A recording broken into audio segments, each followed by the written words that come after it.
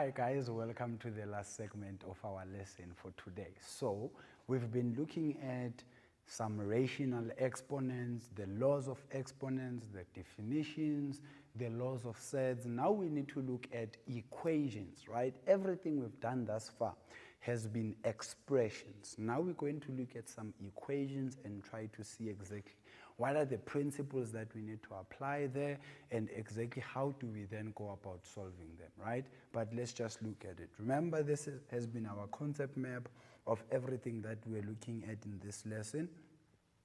Exponential equations will be equations that are having the variable as the exponent, right? So it will be an equation in which the variable is the exponent. For example, 3 to the exponent of x is equals to 9. This is an equation. Why? Because my unknown is the exponent. That's why it's called the exponential equations. Now, when we're solving exponential equations, what we need to understand here is we always need to make sure that our bases are the same. Why? Because the law says when the bases are the same, the exponents must also be equal, right?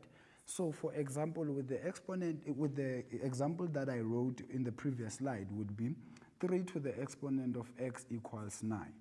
Here you can change the 9 to be 3 squared. Because it's 3 to the exponent of x is equals to 3 to the exponent of 2. Whatever that x is, it must make sure that the relationship of them being equal holds. Hence, the x will just be equal to 2. That's why then the exponents become equal when the bases are equal. Also, when solving exponential equations, make sure you apply the laws of exponents.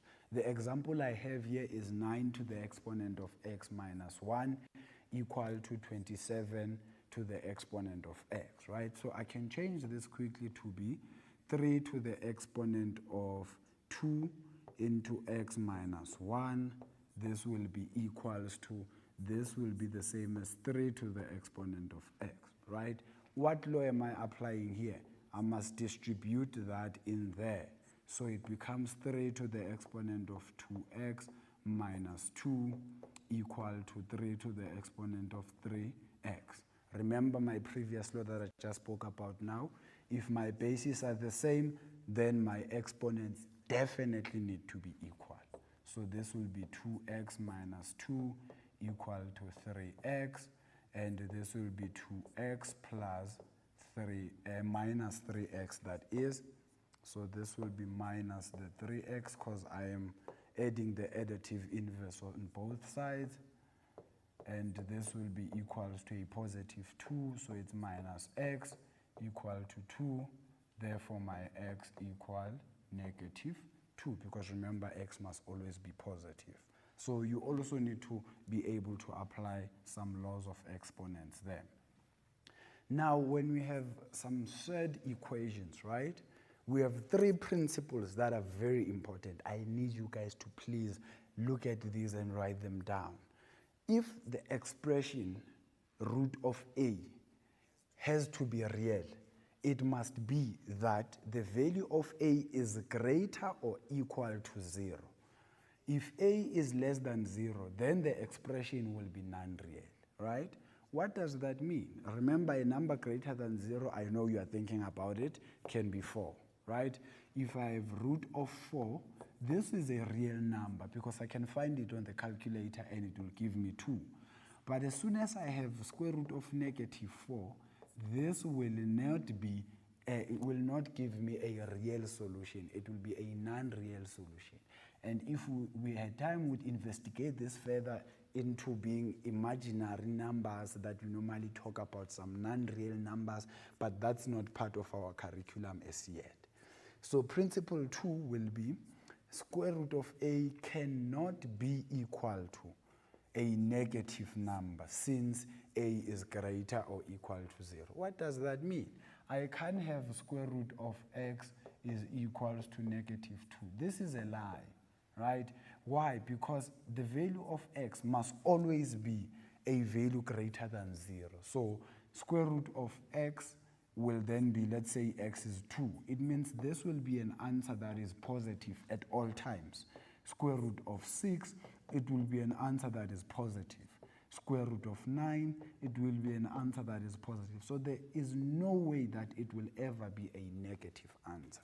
The last principle, this one you know, square root of a squared is the same, the square root of a, all of it squared, is the same as a. If you look at the previous rules that we are looking at, we said this is the same as square root of a squared, and then you know square root and that 2 there will be half multiplied by 2, which is just a. But let's look at some examples, guys, so that we put this into context. Here, you know, for you to solve this, the goal is to make sure that the set is on its own, right, at all times. When dealing with said equations, you must make sure that the root or the radical is on its own on one side, so that you can then square root both sides, so that you can square both sides, I mean, and then it will take out that square root that we have there.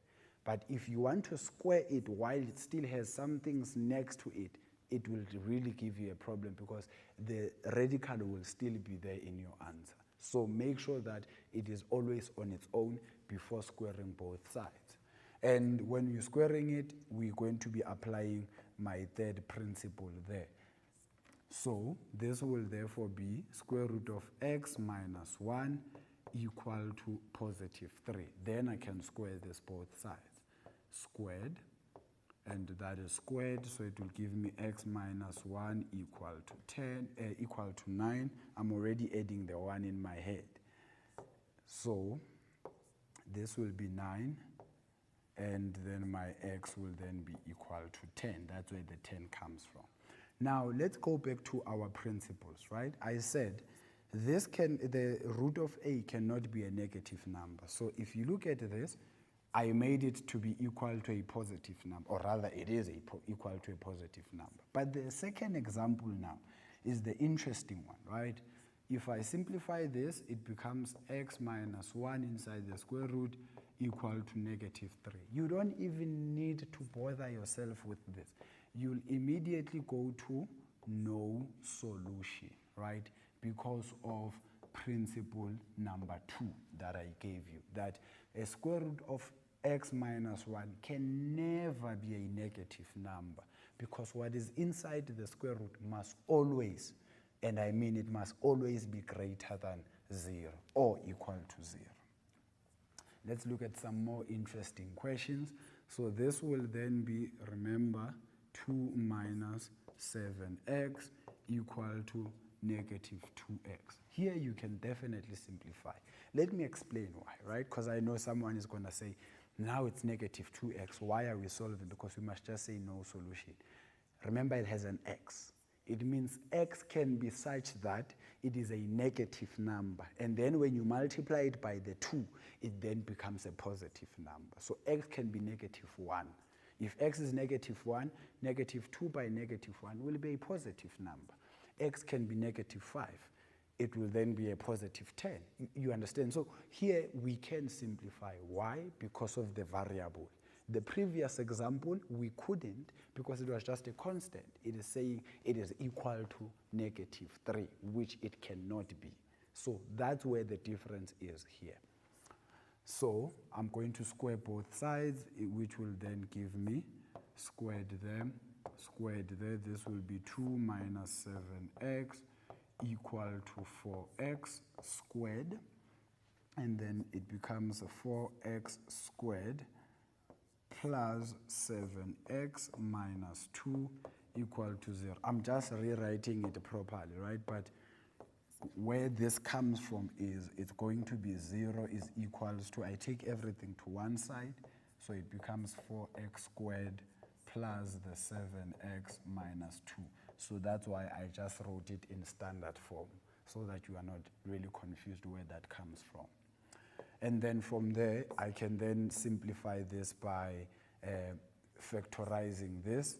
And remember, to factorize this, it must be such that I get the middle term, right? So this will be 4x in one bracket, and in another bracket it will be x equal to 0. Because my last term is a negative, it means my two signs must be different in the brackets.